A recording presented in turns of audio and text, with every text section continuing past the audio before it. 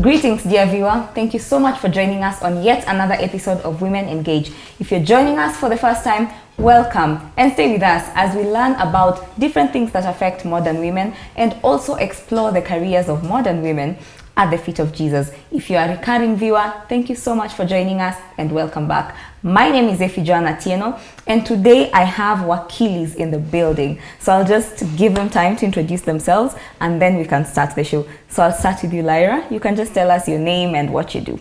Okay, my name is Lyra Ikonge. You can also call me Jayalo. I am an advocate of the High Court of Kenya. I've been an advocate for almost 3 years now. Yes, so I am currently I'm undergoing master's training at the Kenya School of Revenue Administration. Yes, that's basically it. Thank you so much. Yes. Hello everyone. My name is Adhiambo Beverly Tracy. I am equally an advocate. This is my first year of practice. I am practicing at the firm of Simba and Simba Advocates, where I am head of industry support and the commercial. So I do a lot of commercial work where I engage in different practice areas. I do employment, I do pensions, tax, I do intellectual property, data protection, amongst other things.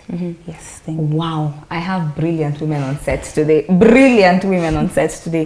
Thank you so much for joining us, for agreeing to come here and take your time. I know you had very busy schedules and I really thank you for being here. So we'll just go straight into the program. And the questions today, ultimately our focus is, there's that young lady out there seated who wants to pursue a career in law. There's that person who's seated out there who is already in this practice and maybe they're not sure about how to go about it, how to navigate the different aspects that come with it. There's that person out there who's a Christian and is struggling, balancing their career and their Christianity. And we just want to have a conversation around all this. So just to kickstart, have you ever been at a crossroad where you had a conflict between your career, what you do, and your faith, essentially, because both of you being Christians and being women who are active in church, sometimes you're faced with certain situations, and you know everyone always has the assumption that lawyers, all they do is lie, all they do is defend people who are wrong. So how do you merge the two, or how do you navigate that space? Let me start with you, Lyra.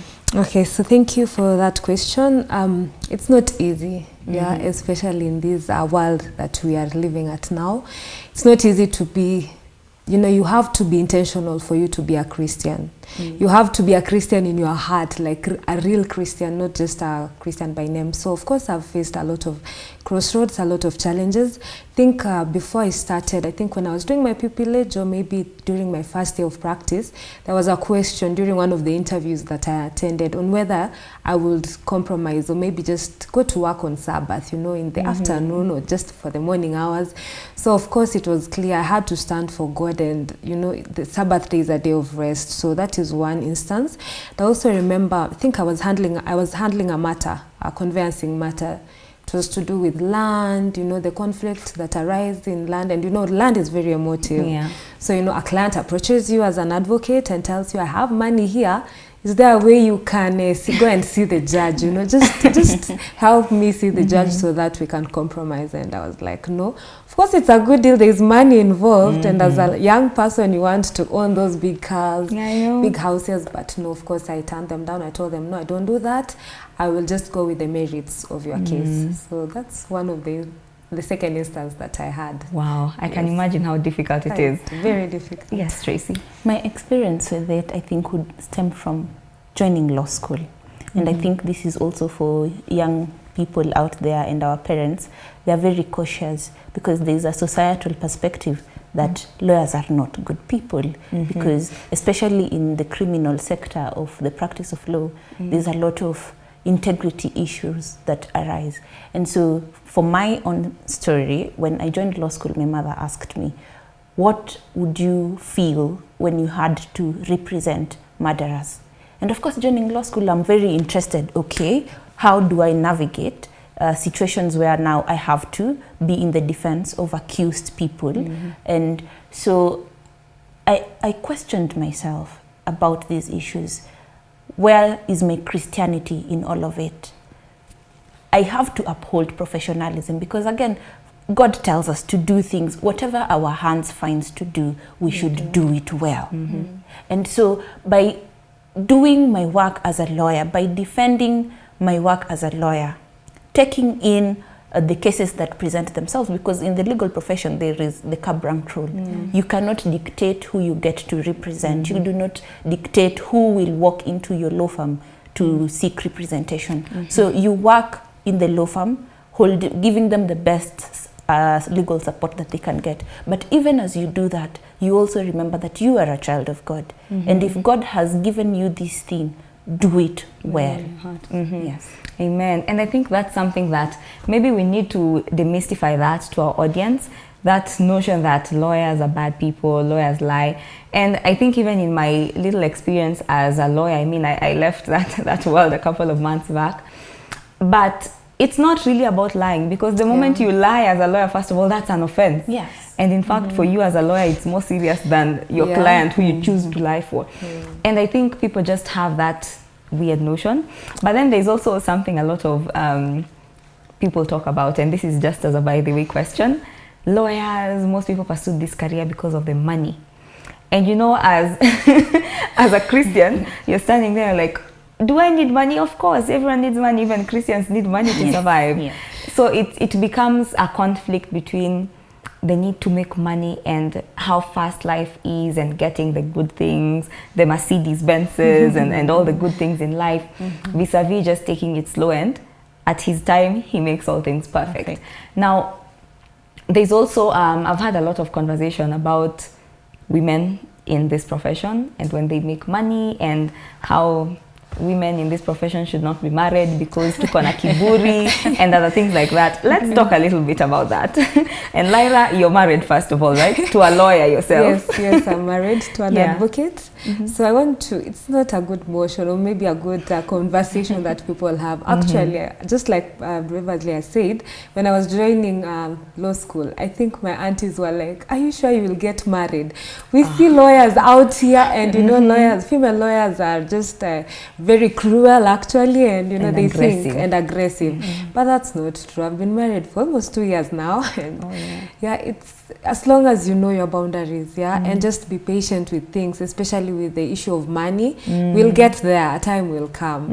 Of course, there's a lot of money that will pass, and actually it's not, sometimes not clean money. You know, maybe, or maybe if you're not purpose, you're not intentional, you'll find that you're doing maybe a running down matter. You get 2 million, and you know, it comes to the advocate's account. Of course, despite the fact that it's in the client's account, it's in the advocate's name. You can choose to give away that money, or just give maybe the victim or something, or just run with it. And you find that most people run with it. So it's not a good thing. And women, ladies who are watching, if you are young, don't be afraid, you'll get married. We've seen many advocates, we've seen many judges, who are married. And so I just want to, you know, demystify that and just rebuke that motion that women will not get married. To add on the money conversation, I think that we live in a world where the advocacy for prosperity message is shared a lot in our media and the internet. But one thing I'd like to encourage young girls and everyone who wants to be a professional is that wealth should not be something that you are afraid to desire for yourself. Yes? Because even in the Bible itself, the Proverbs 31 woman was a woman who could fend for her family, who could fend for herself, and she knew how to generate wealth for her own household. You look at women who we consider successful professionals in the Bible. Deborah as a judge. She knew that she was a judge administering justice to the citizens. But even in that, she was glorifying God while at it. So that when the stories of Barak looking up to her for advice, we see the hierarchy in which God has placed her, given her the authority to be successful, to be this person that we can emulate. And it's not just Deborah. Even in the New Testament, we are given women who looked for wealth and were wealthy and successful. Joanna, while making clothes for the church, Priscilla while accommodating the disciples of Christ during persecution. These were established women. So wealth is not something bad, even for us as lawyers to want for ourselves. I think God knows that as a woman, you are better placed in his service if you know how to take care of yourself. Amen. Preach, sis. Thank you so much. I think that just came up because I've had a lot of conversation, including pastors, preaching and talking about how there are certain professions that men should shun, and one of them includes lawyers. I think I myself have been called very aggressive. I mean, you know, because you have to that's something you have to do when you're out there. We are fighting with men, you're fighting with criminals, for crying out loud. You know, you have to be aggressive a little bit in the market. Yes. But I think one thing that I love about the women I've met who are married and Christian women, they know when to shed that character or that career woman down. And now it's in the home, they know their role there. And I think that is what makes the difference. The problem is carrying the lawyer into the house. Yes. That is what And actually, brings the problem. I think women lawyers make good wives, because they are learned and they know exactly what From to a do. living proof, guys. Yeah, so, men, don't shy away from women lawyers. Yeah. Wow, thank you so much. Now, there's been a lot of conversation about how the legal space is changing, and it changes very fast nowadays. 1 minute there's a new judgment that there's a new judgment that repeals an old judgment. There's a new act or a new bill now that our parliament has been very serious about passing bills left, right, and center. And things are changing. If you are asked one law or one change that you'd like to tell women, especially, or the general public, something that mostly gets misconstrued, or something that has changed but people still have the old notion about it, what's that one law that you can tell them to look out for?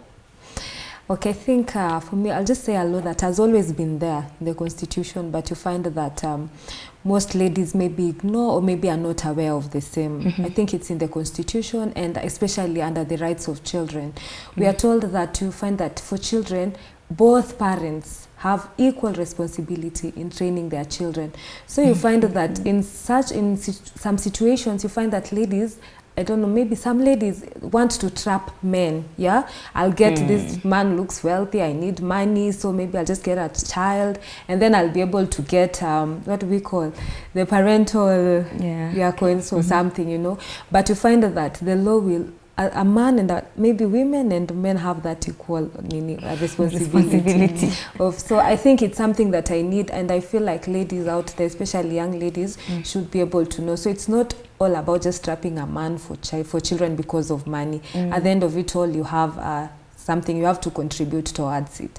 And also equal treatment. I think this is something that women, most of the times, we assume that maybe if you are fired from work because of pregnancy, because of what, it's, it's okay, I understand. How will I be able to do this work? And maybe I'm pregnant. No, you have equal opportunities as men, despite anything that happens.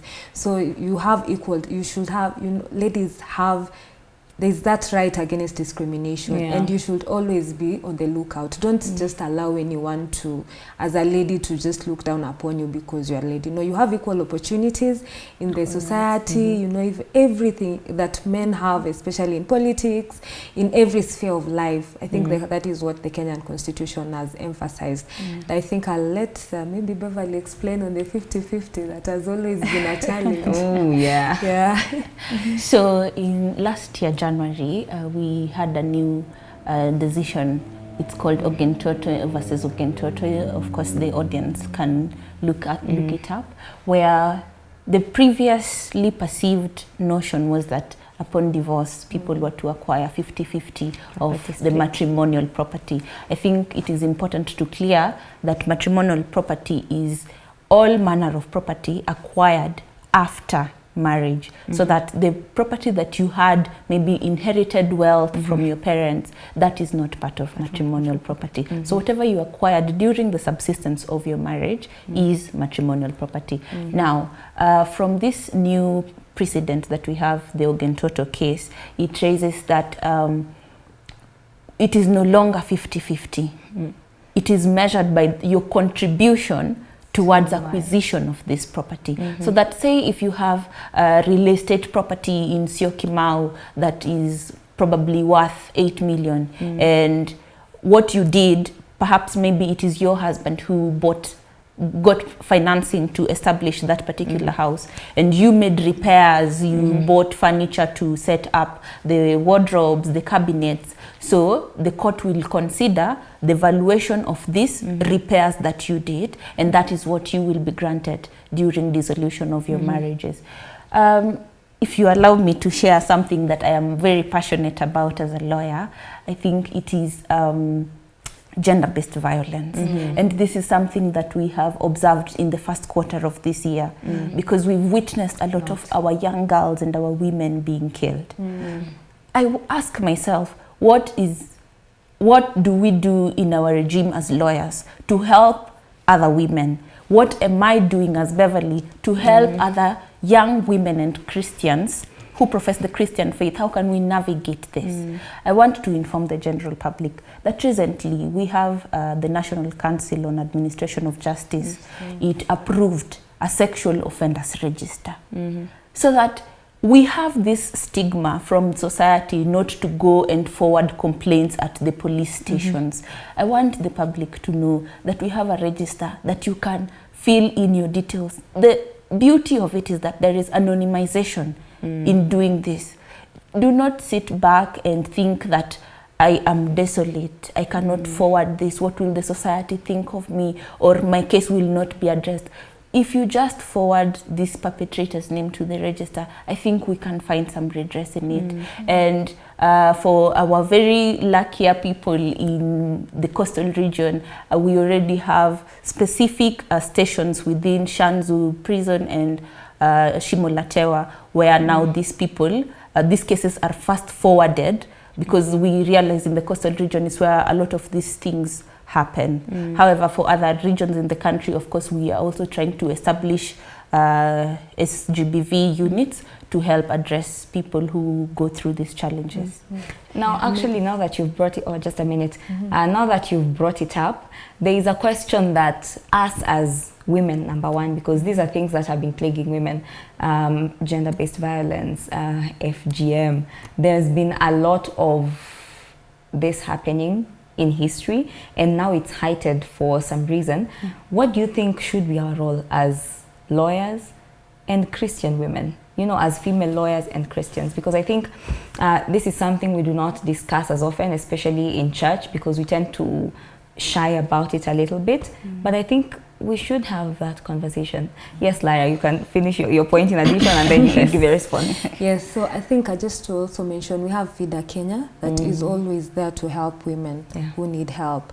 So if you can't approach anyone, I think there are offices that you can go to, and you will get representation. As women, you have the right to representation. You need to be represented in court. If you, of course, you feel like you are not in that space, maybe to represent yourself. So do not shy away from that.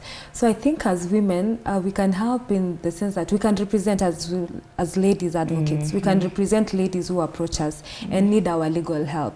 Sometimes it's you know, you can do that pro bono. You don't have to charge, especially if it's a genuine case and maybe someone is not in that position to afford maybe the filing fees or the legal representation.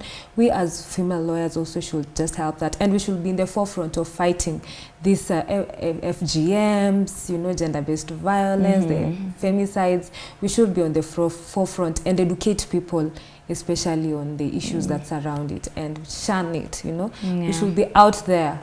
We should be actually the most vocal, because and I'm really glad when they had the march. I saw so many female lawyers. That was a very proud moment. I know it was, I think it was on a Saturday and some of us were in church and stuff, but it was really amazing seeing how women came together for that cause. Maybe the next question then would be, as career women and as Christians, how can we, you know, I like the idea of practical Christianity. You're not just an abstract Christian, I read the Bible and that's it. No, but you actually read and practice the Bible, even in your place of work. So how can we as Christian women be able to give practical solutions to the problems we face in the legal space?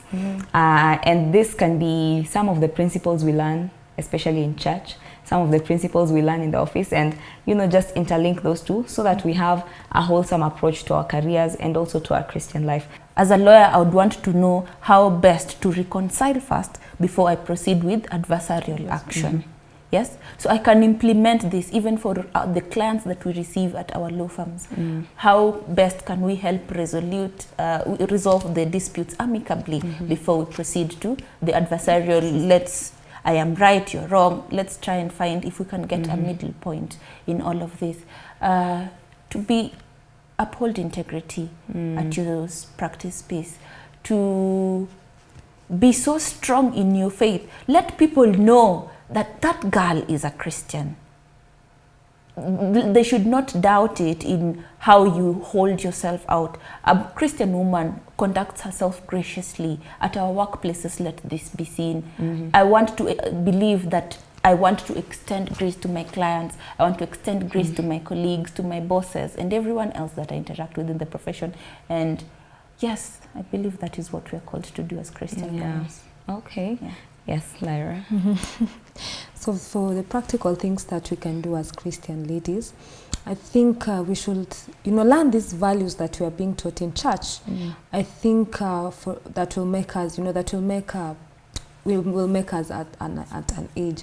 So I think, for instance, we can, the principle of humility, we should be humble and approachable. If we really want to be practical and help the women, especially maybe in our church, and then move to the community, we need to be humble and approachable. In that people, when someone looks at you, will be like, yes, despite the fact that Effie is a lawyer, she looks approachable and can be able to help me, to help me. And so I think it will be practical, and you'll find that most people will confide. They'll be like, yeah, I know someone who is a lawyer and who is approachable that can help. I think that is one of the practical ways in which we can help, especially with this gender-based violence and these other issues that you find that women are victims in most circumstances and they're yet stigmatized. That's the unfortunate bit of it. And then just being in the forefront. I think that is all I can say, and shining these condemning it as loud as we can. Wow, I really love that. Being humble and approachable. I have a lot to learn and a lot of work to do.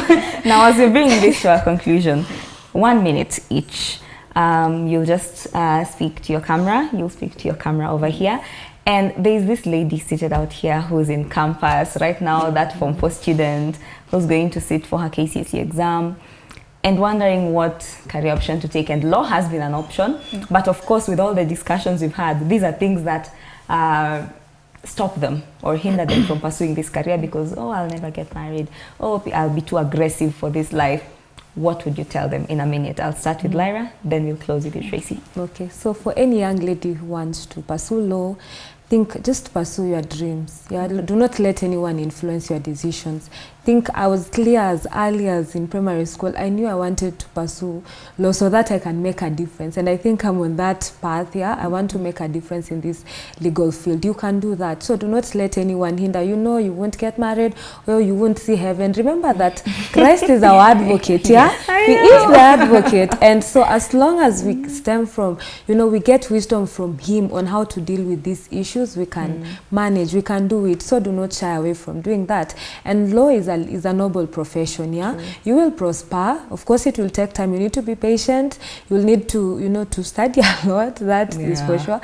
But at the end of it all, it will be all successful. So do not shun away. Just uphold your principles. Know that you are, in as much as you are an advocate, that you would want to be an advocate or something, the first basis is that you are a child of God. And if you are guided by that, if that is the, what do we call, the grundnorm, or maybe if that is the basis of your life, you will prosper. So let Christ be our example. He is our advocate, and we've seen many advocates in the Bible. We've seen judges, as we have alluded to earlier, like Deborah. So do not shy away from that. You can serve God and you can serve humanity. Yes, and you will prosper at the end of it all. Wow, thank you. You can serve God and serve humanity. Yes, that is true. Yes, Tracy. That is true. I just want to echo what Lyra has said, that the legal profession truly is noble, and this has been the case from time immemorial. So to that person in their 4th form in high school trying to figure out if to do law or to choose any other course, and you're doubting probably yourself or your personality because of this impression that lawyers are very aggressive people. Not all lawyers are aggressive people. Soft power is also power. And you can ride on having your power, be soft spoken, and you can still maneuver out of this.